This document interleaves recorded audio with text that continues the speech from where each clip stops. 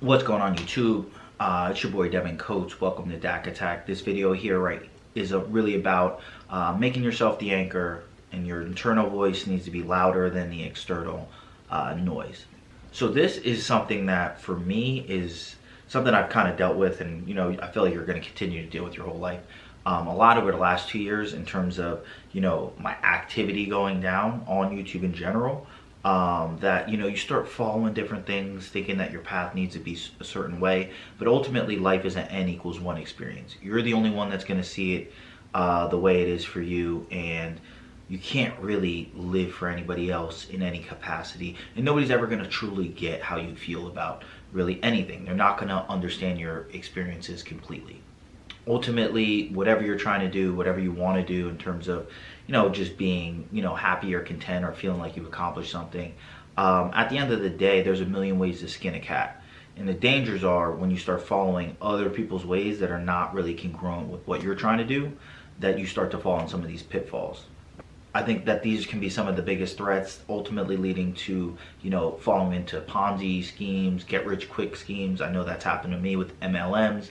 When you don't have a specific focus, a specific direction, it's very easy to just kind of go to somebody else's, deal.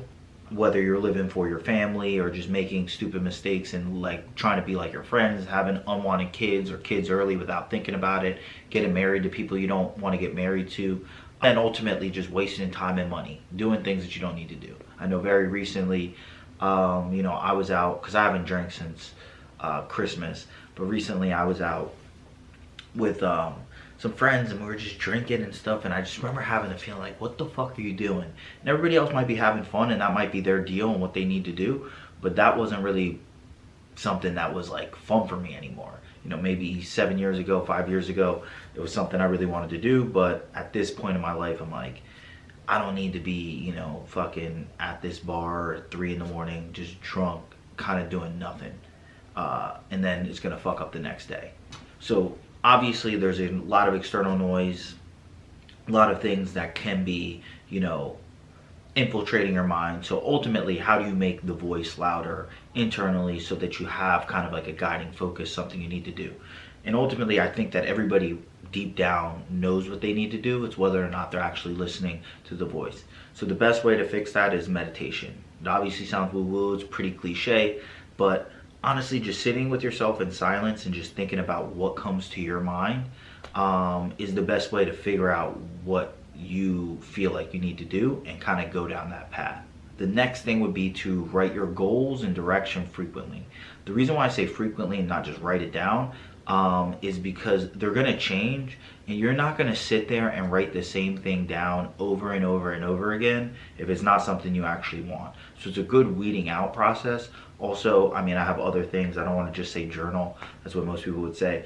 But in terms of just writing towards the future, writing things that you're trying to achieve rather than just stating what happened, I feel like you get a better idea of looking at what you're aspiring to and kind of monitoring that rather than what you did, because you don't need to be what you did, and what you did is not always who you want to be.